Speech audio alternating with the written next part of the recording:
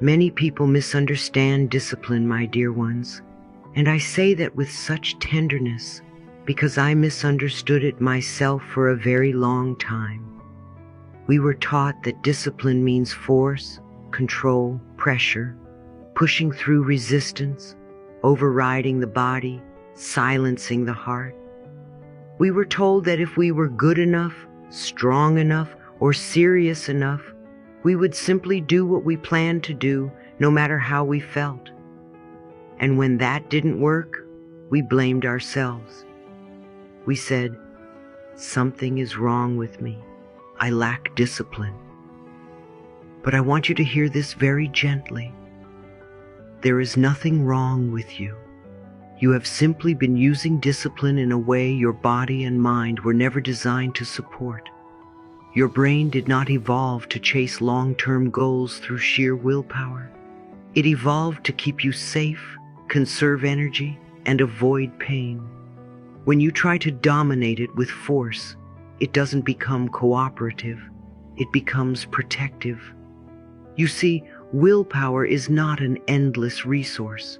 It is not a muscle you can flex forever.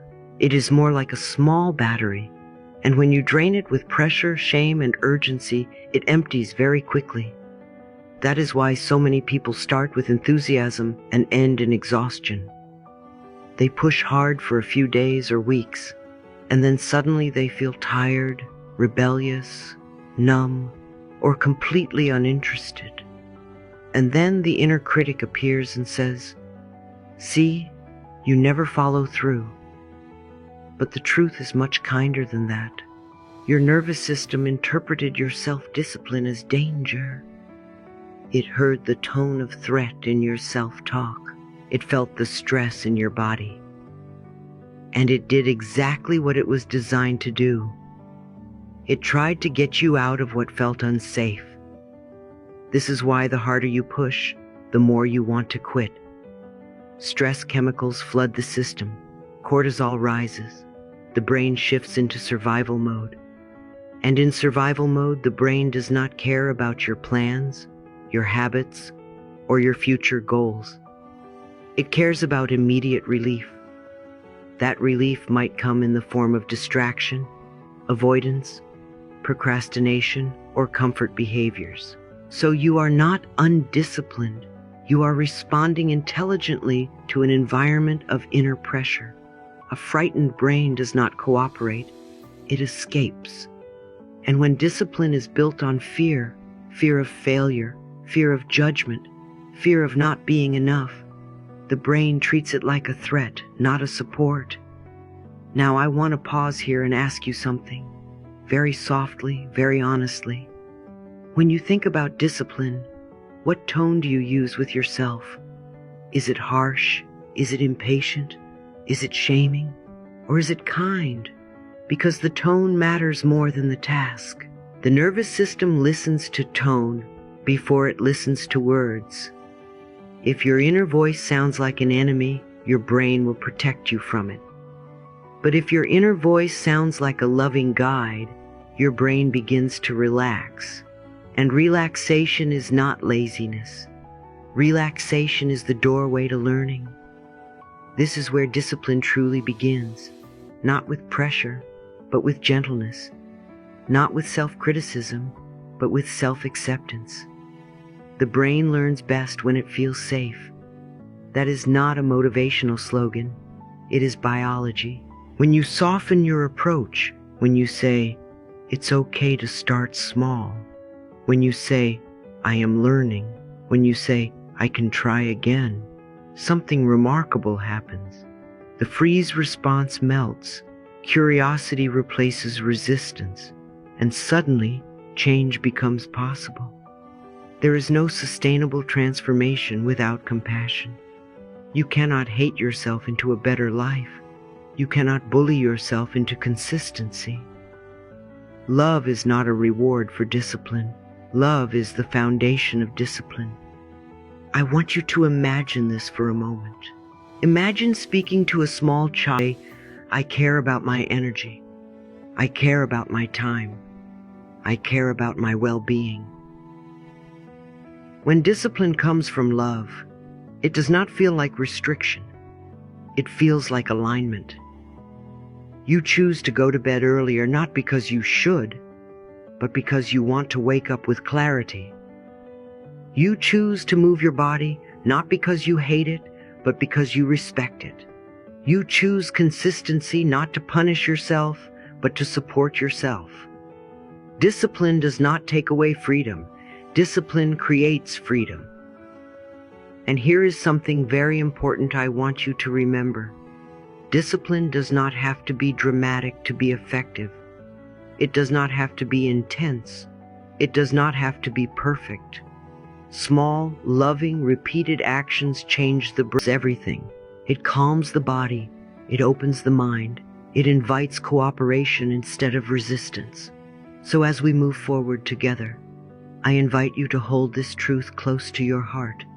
Discipline rooted in love is gentle, patient, and powerful. It does not burn you out. It builds you up. It does not demand perfection. It allows progress. And when you learn to discipline yourself the way a loving parent would, with care, consistency, and compassion, your life begins to change in ways that feel natural, nourishing, and deeply sustainable.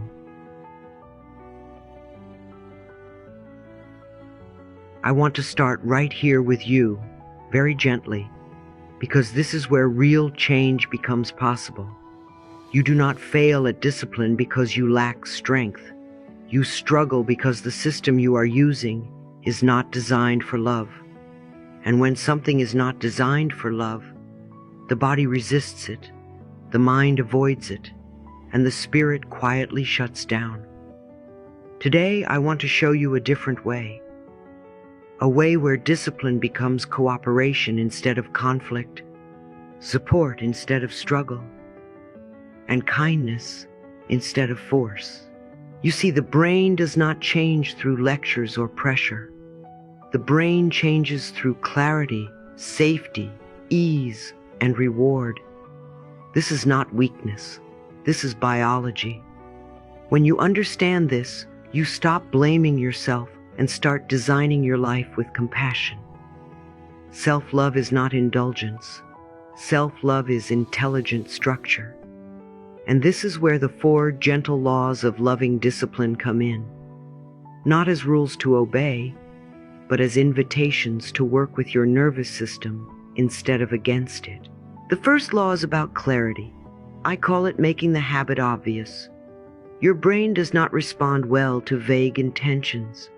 I should read more. I should exercise. I should meditate. Those thoughts float in the air with no anchor. The brain needs signals it can see, touch, and recognize immediately. Your environment speaks louder than your intentions. If you want to read, let the book greet you before sleep. If you want to move your body, let your shoes wait by the door like a loving reminder. This is not manipulation. This is care. You are saying to yourself, I matter enough to make this easy to remember. So many people believe they need more motivation, when what they truly need is more visibility. When the habit is obvious, the brain does not have to debate. It simply responds.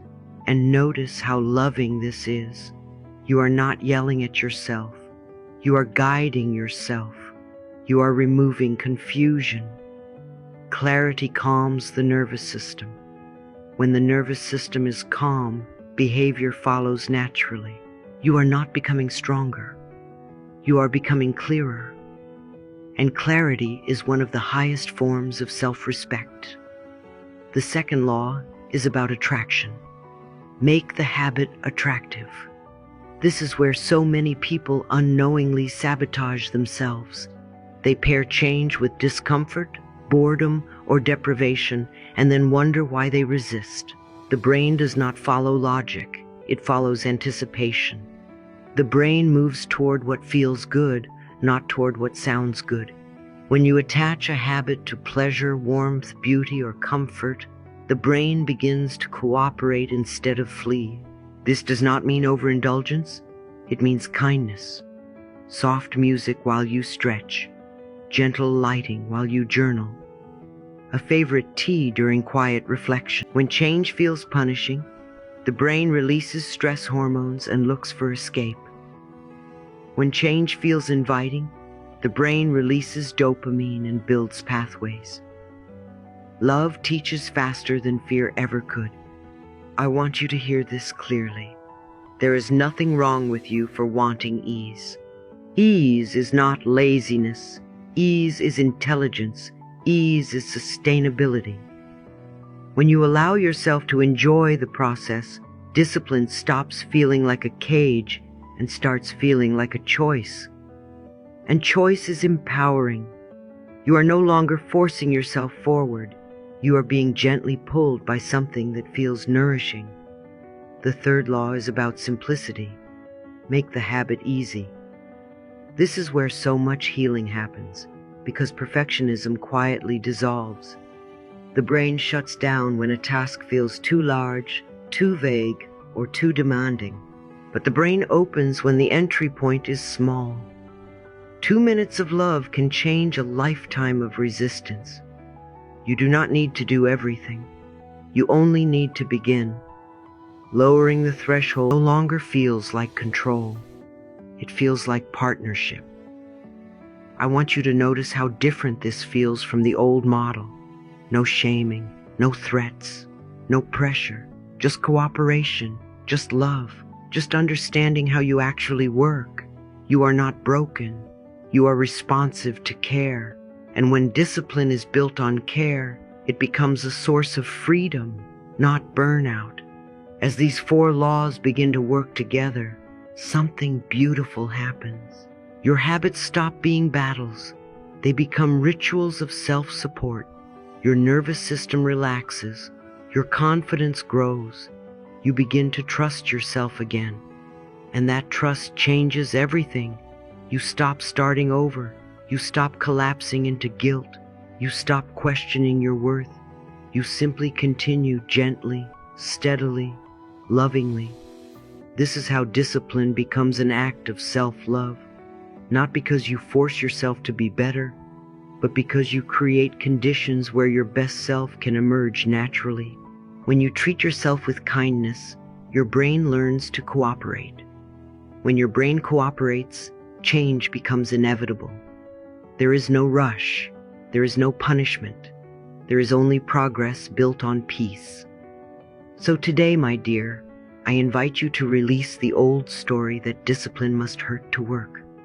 It does not.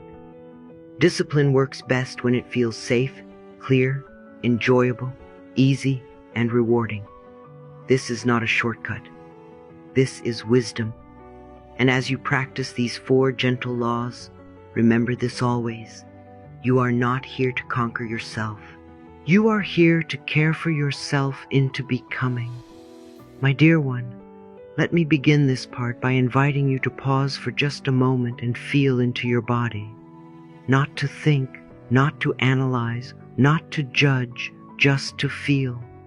Because what I want to share with you now is not something your mind needs to argue with. It is something your body already knows. Something your heart has been quietly trying to tell you for a very long time. So often we ask ourselves the wrong question. We wake up and say, "Do I feel like doing this today?" And if the answer is no, we decide that something is wrong with us. We decide we are lazy, undisciplined, or broken in some way. And I want to say this very gently, very clearly, so you can finally stop fighting yourself. Your willingness is not the problem. The real question has never been, do I want to do it? The real question has always been, how will I feel after I do it? You see, the mind does not move toward effort. It moves toward relief. It moves toward safety. It moves toward feelings it remembers as nourishing. Your brain learns through emotional memory. It remembers how you felt afterward, not how noble your intentions were beforehand. If every time you try to be disciplined, you punish yourself, criticize yourself, rush yourself, and exhaust yourself, your nervous system stores that experience as danger. And the next time you try again, it resists, not because it hates you, but because it is trying to protect you. Your brain is always on your side, even when it looks like self-sabotage. So instead of asking, "Can I force myself to do this today?" I invite you to ask something much kinder, much wiser, much more effective. How will I feel in my body after this is done? Will I feel calmer? Will I feel proud? Will I feel lighter? Will I feel more at home in myself? And when you begin to ask this question consistently, something shifts. The action stops being a battle. It becomes a bridge from tension to relief, from chaos to order, from self-doubt to self-trust. And the more often you cross that bridge, the more your mind learns, this is safe, this is good, this supports me. I have watched this happen in countless lives, and I have lived it myself. Discipline that is rooted in punishment never lasts. Discipline that is rooted in kindness grows roots. When you let your mind associate action with gentleness instead of threat, it stops running away. It begins to cooperate. And cooperation is far more powerful than control. You do not need to push yourself harder. You need to make yourself feel safer. Now, I want to speak to something that has caused so much unnecessary suffering for so many people. The belief that discipline is who you are instead of something you practice. People say, "I am just not a disciplined person," as if discipline were a personality trait you either inherited or missed out on. And my dear, that belief alone has kept more people stuck than any lack of motivation ever could. Discipline is not an identity. It is not a label. It is not a moral virtue. Discipline is simply a set of behaviors that the nervous system has learned to repeat. You do not become disciplined first and then act differently. You act differently in small, manageable ways, and then your identity gently reorganizes around those actions. This is how change actually happens. Identity follows behavior, not the other way around. Each time you show up for yourself in a small way, your brain takes note. It says, this is someone who returns. This is someone who cares. This is someone who follows through. And slowly, quietly, without force, your sense of self begins to shift. Not because you declared it, but because you experienced it. I want you to really take this in. You do not need to become a new person to change your habits. You simply need to repeat small actions long enough for your nervous system to feel familiar with them. That is all. No drama, no grand reinvention, no harsh self-talk, just repetition with safety. This is why tiny habits are not weak. They are wise. They work with your biology instead of against it. And when you allow yourself to learn this way, you stop feeling like a failure every time you miss a day. You understand that learning is not linear. It is rhythmic. It moves forward, pauses, circles back, and moves forward again. And this brings me to something very tender, very important. The cycle of guilt, quitting, and self-hate that so many people live inside without even realizing it. You try to be disciplined. You miss a day. Guilt floods your system. That guilt triggers stress. Stress activates survival mode. And in survival mode, learning shuts down. You quit, not because you are weak, but because your nervous system has gone into protection. Then you judge yourself for quitting. You tell yourself you are hopeless. And that self-hatred reinforces the very fear. The brain learns that it is safe to try again. Forgiveness is not indulgence. Forgiveness is neurological repair. When you say, "It's okay, I can begin again," your system relaxes. When your system relaxes, learning becomes possible again. This is how discipline becomes sustainable, not through fear of failure, but through trust in return. Each return rewires your mind. Each return builds safety. Each return says, I am allowed to be human and still move forward. I want you to imagine a child learning to walk.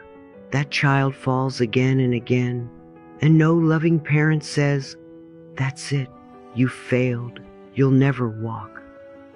The child learns because falling is met with encouragement, not shame. Your inner world deserves the same kindness. When you stop attacking yourself for slipping, you remove the very barrier that kept you stuck. There is no growth in self-hatred for trust. And trust is the soil where discipline grows naturally. What if discipline was never meant to feel heavy, punishing, or exhausting? What if the very moment you stopped forcing yourself, stopped shaming yourself, stopped trying harder, something inside you finally relaxed enough to cooperate? My dear one, I want to sit with you right here and speak very honestly, very gently, because so many people have been hurt by the idea that discipline must hurt. And that is simply not true. Anything that requires self-hatred to sustain it is not discipline. It is self-abandonment. True, lasting discipline always walks hand in hand with a quiet, steady joy. You see, sustainable discipline is not loud. It does not shout commands. It does not crack a whip. It whispers. It invites. It says, come with me. This will feel better afterward. The nervous system does not respond to threats in the long term.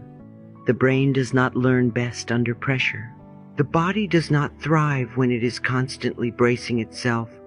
Joy is not a reward for discipline.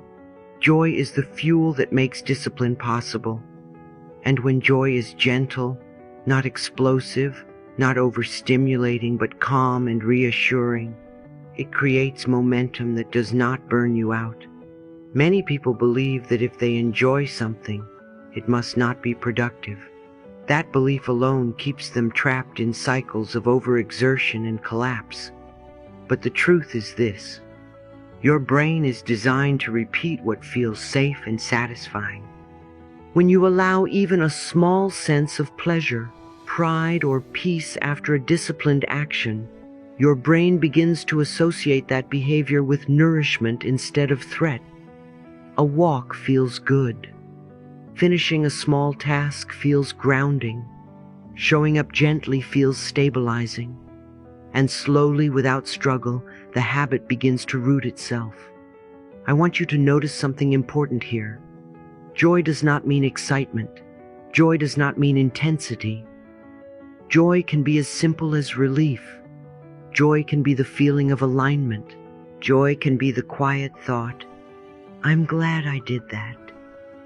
And when you collect those moments, not once, not occasionally, but daily, your system begins to trust you. Trust is the foundation of discipline.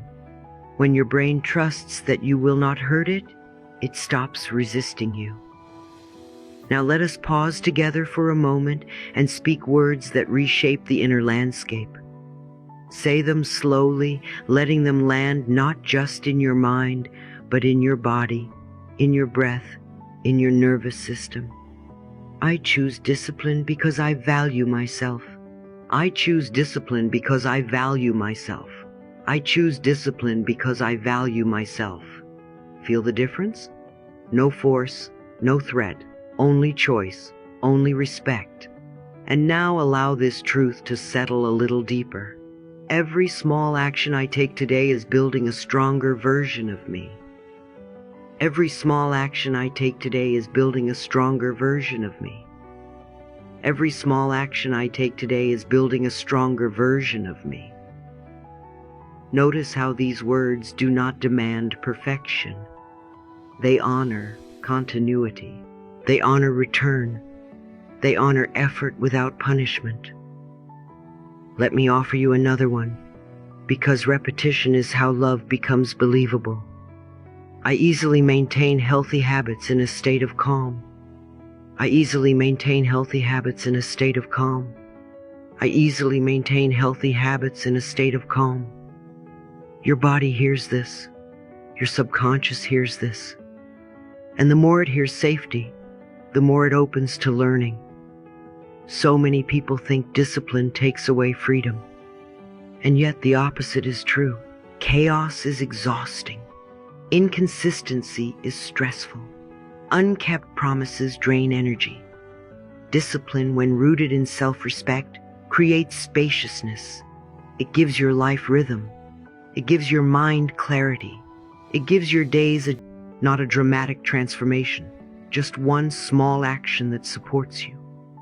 Choose a habit so small it feels almost laughable.